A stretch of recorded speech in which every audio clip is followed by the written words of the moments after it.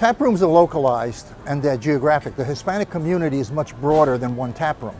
So what we decided to do was come out with a high-quality craft beer, two high-quality craft beers that appeal to the Hispanic taste and that we can distribute in all the Hispanic neighborhoods. Taino is a very light, refreshing beer. It's a social beer that you can drink probably for a good part of the evening, and it'll give you a nice light feeling. It's not a heavy beer, it's very airy, and it's very light. It's a 4.5 alcohol, which is low for beer. The Boricua is a 6.0. Now that's a stronger beer, and we designed it to be a little bit stronger than Heineken. Heineken is a favorite in the Hispanic community, so we have a little bit more muscle than Heineken. Boricua right now, in a very short amount of time, it's been a miracle for us because we've gotten a large range of acceptance at the retail level. We're in Publix, we're in ABC, Target is picking it up, we're in Sedano's, we're in Bravo's, 7-Elevens are picking it up because they're concentrating more on craft beer and the Hispanic market. So what we're trying to do is do a quality beer, a high quality beer, more taste, and that the Hispanic community will like. I am for the child who's had 7 addresses in a single year because she's in foster care, because her father abused her. And her mother couldn't believe her. She is the child I am for. I am a volunteer child advocate. I am you. Florida residents call toll-free 866-341-1425. Esto es amor de verdad, nadie lo puede dudar. Step up to craft beer. Taino Light Lager has a crisp, refreshing Caribbean-style flavor. Boricua Beer Craft Ale, full-body flavor for the true beer drinker. Stop drinking beer water. Taino Craft Light Lager and Boricua Strong Craft Ale. Feel the rhythm. Step up to craft.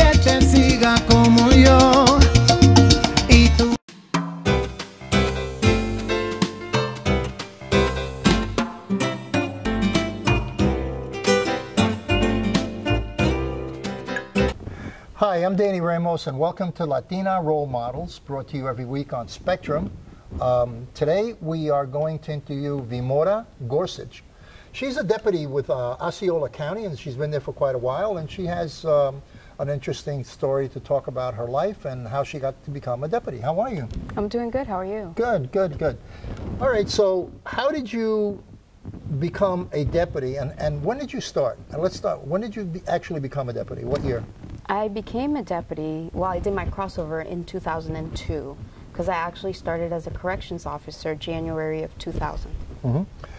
And that in 2002, if I remember correctly, because I was involved politically, but I was working on campaigns, I think that there was only one Hispanic that actually ran for office. Now, nowadays we have Hispanics all over the place that are occupying offices, but back then there was only one guy who ran for office and was successful. So there was only one Hispanic elected official in all the Central Florida counties. So you going into the Sheriff's Department was a little bit out of place for not only a Hispanic in Osceola County, but also a woman. Correct. So what was your initial experience? How did you feel going into Osceola Sheriff's Office, being a woman, being a minority in that era? Well, first, actually, it felt a little awkward because you are in a position that is stereotyped to be just for men. Being a woman, you have to basically show that you can do the same job that they can.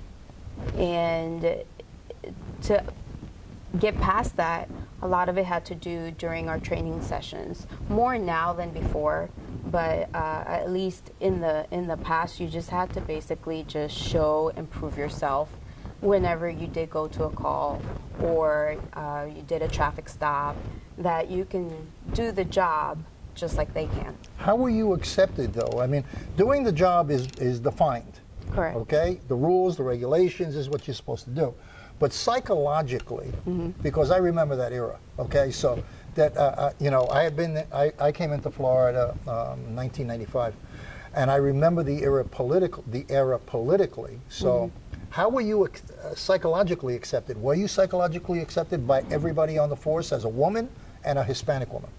I think it took a little bit to get to that point. At first, it was a little awkward as far as the encounter, not just with the people out in the community, but also our own people trying to figure it out. Did they trust you? Did the fellow officers trust you? That takes time, or that took time at that point in time, only because there wasn't that many. There was only a total of 4 of us that were female sworn deputies back in 2002 for the agency. And how many now? Now we have 17 Hispanic females out of 55 women That are deputy on the road? that are deputies, On and the they road. work on the road. They're Wow. sworn deputies. Okay, and this is Osceola County? Osceola County. Okay. And you mentioned that your family didn't want you to become a police officer? That is correct. So how did you spring it on them? I sprung it on them after I became one. Yeah. I moved away from family, kind of did my own thing. Felt like the black sheep because I just up and moved and left everybody behind. That's unusual for a Hispanic family, let alone a Hispanic woman in a Hispanic family. That is very unusual, but I was the oldest at the time, the oldest of 7, and took care of my brothers and sisters growing up. And so at that point in time, I went to high school, went to college, got my degree, and had a child of my own. And I felt that that child was my responsibility, and it was time for me to do something for myself, and I had to support that child. So when I moved to Florida, you know, it took about 6 months. I started, well, about 5 months. I started working at the cell phone company because I used to be a customer service back in Missouri and Kansas, and I applied for corrections. I went in, applied, they said that they were sponsoring, and What was your job in corrections? in corrections, it was working with the inmates. Okay. When I first started, though, I was a civilian. Well, you're a tough person, you know, to work with inmates. I mean, you know, it's like there was no hesitation, or did you feel like you were really comfortable with the environment? I was comfortable with the environment. I didn't hesitate too much. It became a little bit more of a reality once I got certified, because I went in as a civilian, so I worked control rooms. Then I went to the academy, ended up pregnant at that point in time as well, so had a second baby. But went through the academy and got certified, and I was placed right in there to work in the pods with the inmates. The only thing that I think back on now is, wow, you know, you work in there, but you have none of what we have now. Right. No weapons. Right. You can't carry weapons You had inside. a pair of handcuffs, maybe, Yeah. if that. Were you respected by the inmates, or did they taunt you, or did they, in other words, what kind of treatment did you get from the other side? Because obviously you're a woman, and it was a male situation or female? Well, I worked more in the male component than I did in the female component. Okay. And the majority of them, I would say a good 80%, were very respectful. It is a county jail, so they Okay. haven't been convicted yet of anything. They're there awaiting trial. Okay. And some of the people there were in there for just minor things, whether it was child support, traffic, and they respected it. They also respected the fact when I was pregnant as well. So Okay. there was very few that, you know, took it to a different level of disrespect. But Okay. of course, they had consequences Right. for that. So now you're in corrections. How did you make the transfer to, and why did you make the transfer, and how did you make the transfer to the Sheriff's Department? I worked in booking for a while for the last little part of it, and I used to work the night shift, and I started getting, you know, that interest started peaking because I would accept the inmates that were being brought in, or the arrestee that was being brought in, and I would meet a lot of deputies, police officers, and became interested in what it would be like to be on the outside. So I went ahead and did some research and found out that Tico across the street did the crossover, and I would finish my night shift, go across the street, sleep about an hour in the parking lot, and go to class Really? and do my courses. And how long did that take? It took me probably, put all together, I would say about 3 months, Okay. because all I had to do was take the courses necessary Yeah. to complete the certification for law enforcement versus the corrections. How long have you been on the Osceola force? I started there August 2002, All right, so you've been there for a So, long time, 15 years. 15 years. Wow, you don't look it. Thanks. I see that you are puffed up, so you are wearing a vest. Yes, every day. Okay. All right. How does your family, you know, look at you wearing a vest, and when you leave every morning, is there a psychological sensitivity, or is it accepted that it's just part of your uniform? It's accepted now that it's part of the uniform. I mean, obviously my kids grew up around it and knowing that this was my job. So going home and explaining the job to them, it became a norm, or at least for them it was a norm. Maybe not for some other people, but I think I was able to teach my children a lot, being in the position that I was in, and being able to come home and explain to them, you know, the dangers out there and the things going on. So it's accepted now. My mom doesn't say anything anymore negative about it. Okay. When you do a traffic stop, what is your state of mind? In other words, you're sitting here, I'm interviewing you, you're relaxed, you're smiling, you're kidding around, but when you pull someone over, your whole frame of mind changes, or, you know, what exactly is your state of mind when you do that? When it comes to a traffic stop, I don't believe that every single traffic stop is a routine stop. You have to treat every traffic stop as if, you know, it's dangerous. As far as, and I don't mean in the sense of like, oh, we're going to be drawing guns out or anything like that. That's not what I mean. I mean, you have to treat it, you have to go up on it, and because you don't know who you're stopping. They know who you are because obviously they see the red and blue lights. They know, okay, I'm being pulled over by a police officer, but you don't know who's in that vehicle. So you have to take precautions when you approach the vehicle to make sure that, you know, you're safe, and not only you, but everybody around you as well, because we're here to make sure that the public is safe. So approaching a vehicle, I make sure that I do my normal steps, you know, that we have to do for our safety. And are you in the car by yourself? Do you do, is it just you, or do you have a partner?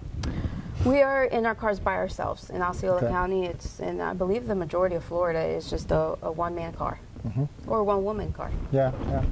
And does that, did you have to prepare for that? Because I know that I've seen that in some instances it's always two people.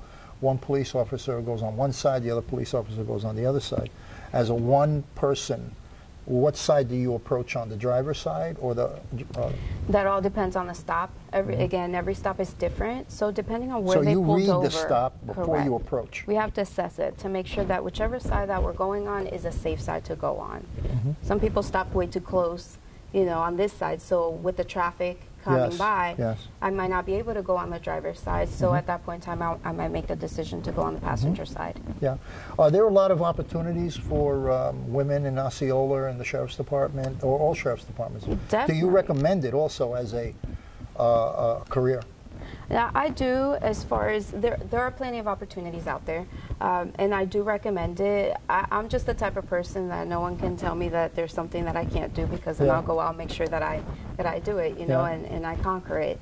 But it's very important to have women in law enforcement. I think we have a different mentality than men, and I think we look at things a little bit differently. Do you think men are more aggressive on their posture, or they're more defensive, more aggressive, or women more laid back? I don't want to say that they're more aggressive. Maybe the way we portray things, or maybe the way we handle a situation, maybe what we say could be a little bit different, or you know, and viewed differently as to how a male might say it. We both might say the same things, but depending on how we say it, I think it's viewed a little differently. Yeah. Okay. We have just run out of time. Okay. So I want to thank you very much. It was really interesting.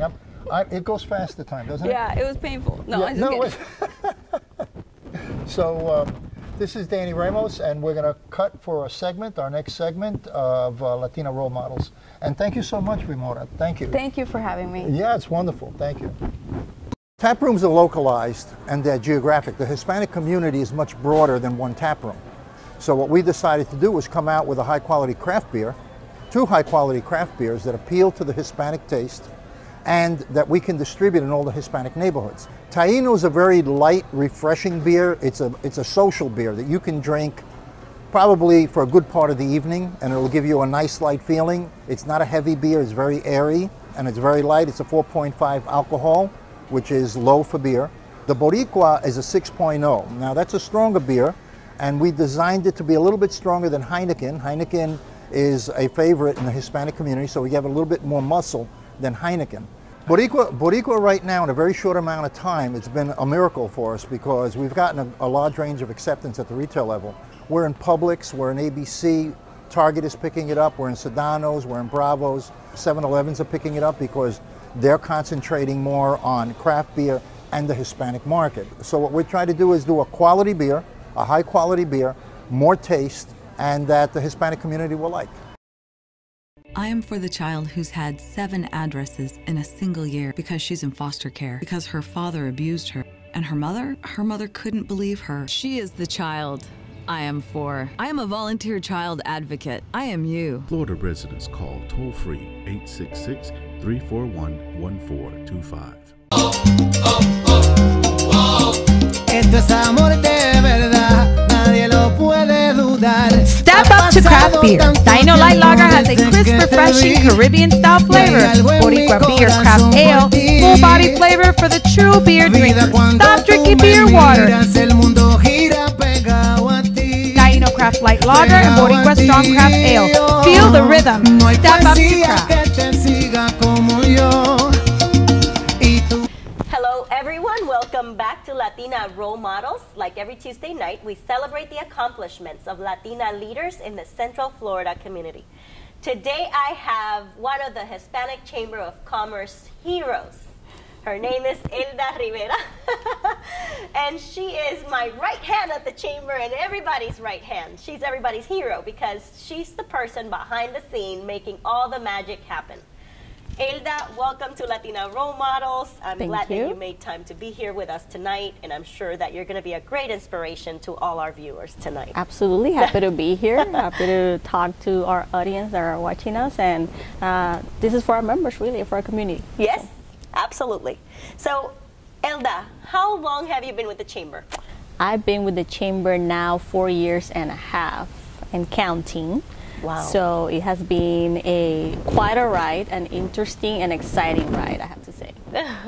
Yes, I started as membership, then moved to marketing and sales. So I have done it all, like the small staff that we are. But it has been truly been an amazing experience. The people, the members, seeing really the growth of everybody that goes there and the impact that the chamber really has. It's you see it firsthand. It has been really great. And that was one of the questions I wanted to ask is why have you been with us for 4.5 years? You know, what kept you going? Why are you so in love with the chamber? You know, it's funny because that's a question that you can actually ask a staff member or a member, because we have members of the chamber that have been with us for 10 years, 7 years, 8 years, 15 years, even 20 years and counting. So there's, I don't know how to say it, but when people come to our chamber, we always say that there's like a magic touch. There's something special about really our demographic and what we represent, and it's the Hispanic culture. It's something that is very particular and unique about what we do, because the chamber, the staff, we have a bilingual staff, anywhere from, we have Colombians, Puerto Ricans, Dominicans, it's a good mix, but even, people that are not Hispanic or that don't even talk English, they come into the chamber and they find like a uniqueness to our culture that embraces people. And we have a lot of wonderful chambers in our region, and we have the West Orange, which are one of our partners, African American, different ones, and some of our members, they tell us, I'm part of a lot of great chambers, but there's something special about this one, and I have to attribute that to our culture. I mean, it's something that really makes our group unique. Oh, that's beautiful. And I wanted to ask you, because I know that you're very humble and it's going to be very hard for you to admit, but I want you to tell our viewers, what do you feel has been your contributions to the chamber? Because I see it every day. Yeah. I see it every day. This girl works very, very hard, and she's super committed and passionate. But I want it to come from you. What is it that drives you? I think really what drives, I think any of us in the chamber, I mean, you're asking me, but I think any of us is going to tell you really just seeing the impact that our programs have. One particular program that I've been, championing and it has evolved since I got to the chamber is the Leads Groups program. That's one of my babies, like I say, at the chamber. It's one of those programs that I've seen it grow in a way that I can't even believe it. One of the things that I worked with the team was to rebrand the Leads Groups. So that was something that we did about 2 years ago, and we saw the impact firsthand when we rebranded the groups. We have 10 groups around Central Florida. So, we have the Osceola, the Seminole, the downtown, and we gave them an identity that they didn't have. Because each group, it's like a little chamber, but they all have their own identity, their own culture. So and they are so invested. They are incredible. super you have invested. to experience it by yourself because it's... I know. So they were really like asking for that identity. Yeah, we're part of the chamber, but we're the Seminole group. So we did a whole project. We rebranded. We did a whole unveiling, and that's something that I'm actually very proud of. The other thing is that, we're a connector at the chamber. So we're constantly connecting people. And for me, one of the things that I think it's something that I value is that we have people in the chamber knocking on our doors, calling every day that they're coming from Venezuela, from Puerto Rico, from Colombia, and it's people that they come here to start from zero. They don't know the community, they don't know the people around them, but they come here and they're hungry for work. They want to make an impact, they want to start their businesses. So I remember a lot of people that came to our chamber. I sat with them, I met with them, and they say, I'm new.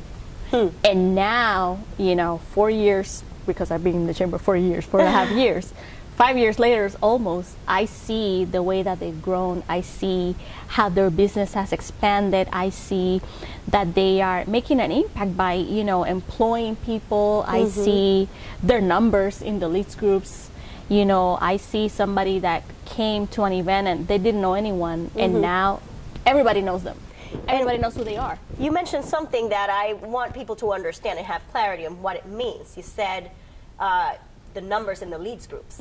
How about you let our folks know a little bit more about that? Because I know they've had some significant accomplishments. Last year they had a huge accomplishment. That's your baby. I want you to tell our viewers what is it that our Leads Groups are really doing and responsible for impacting our Central Florida community. Correct. So the chamber, obviously, we have around 1,700 members, but in order for you to really, get your return on investment, you really need to get connected. You really need to develop those relationships that are really is the thing that's gonna give you the business at the end, because you do business with people that you like, right? So that is why the chamber has this program together to give our members an opportunity in their area of business, in the geographic areas, to have that opportunity to meet on a weekly basis. So when you meet with somebody on a weekly basis, those people become, everything. Your referral source, your sales force, your friends, your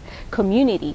So so that is really what makes an impact in the Leads Group. So last year, between the 10 groups, they recorded over $13 million in revenue. Wow.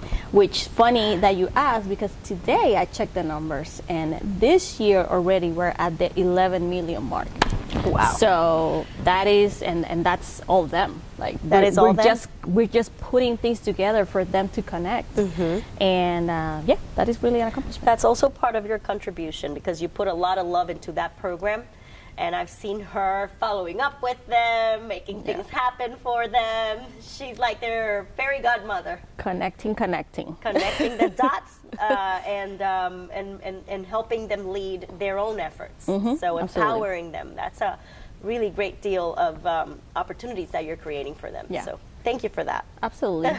And the other thing, I've watched how our signature events have evolved as well. I was here 4 years ago. I remember my first conference. I remember my first festival with the chamber. I remember the first Don Quixote that I went when I wasn't even a full staff member, I think, and they just said, they were going to hire me, and they said, you're not on board official, but we want to invite you to come to the gala so you can experience it. So yeah, it's been a cool ride. So now we're getting ready for one of those events, which is the big conference. the big conference, Hispanic Business Conference, August 24th and 25th. You cannot miss it. You go to visit our website, www.hbconference.com, so you can learn more about it. Or you can call me at the Hispanic Chamber of Commerce or Elda. We are super easy to reach. But let's talk about this conference because I am super excited. I cannot wait.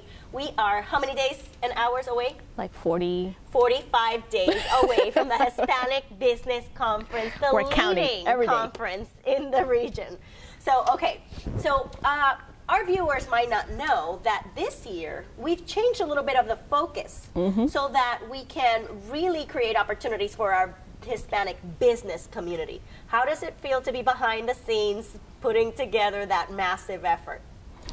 Oh my God, it's a lot of work, but it's coming along. It is. Beautifully. We have a complete set of workshops. We have a panel of caliber speakers that are coming to Central Florida just for our conference. Wow. So it is a lot of work, but at the end of the day, it's all worth it. One of the things that I can say that I remember, even recently talking with people that attended conference and that, you know, they had business done, results done because of people they met at the conference. And it's true, I'm one of them. Yeah. So those are the things that happen that people don't realize, that, you know, you never know who you're going to meet. You never know what opportunities are going to come because you showed up, basically. That's all you need to do. Just have to show up. You know, I've had 2 job offers that came out of me being part of the conference. I just went there. I wasn't looking to connect with my future employer. So, and that's why I'm glad now that I'm behind the scenes as well with this team of, you know, awesome dream makers, because that's what they are, and she's one of them. It's incredible how they put together this awesome event, and I'm one of the results of that event. I'm one of the persons that I can tell you I benefited from that event. Just being present, I got a job offer. So, and we don't have too much time to be able to talk about the conference. Absolutely. We have a little time left, but I just want to thank you for being here tonight, for sharing all of your contributions to the Hispanic Chamber of Commerce, and at the same time, the contributions that you're making in the Central Florida community. Elda, I don't think that you are embracing really what you're doing and how much you contribute. So I thank you for that. No, thank and you. if you come over to the chamber, you want to get to meet Elda. She will change your life forever. So Elda, really quick, who's your favorite speaker that's going to come over to the Hispanic Business Conference? You know, we have amazing speakers. We have the CEO of NBC Universal Telemundo Enterprises that's coming, Mr. Cesar Conde. You cannot miss that. No. You have to visit the website, hbconference.com, or call the chamber. But I have to say really quick that one of my favorite things is the speed networking that's going to happen in the conference. Ooh. So make sure that you're there. Yes. So my problem with this is that every event that she's mentioned and everything that she's mentioned during the conference or all of our signature events, I'm going to always say, this is my favorite. So they are all my favorite. They're all my favorite. Elda, thank you so much for being here tonight. Thank you. And to all our viewers, I want to invite you to come over to the Hispanic Chamber of Commerce. Every Thursday, we have the weekly new member orientation meeting at 10 a.m. And like every Tuesday night, I'm waiting for you next Tuesday at 10 p.m. on channel 194 Spectrum.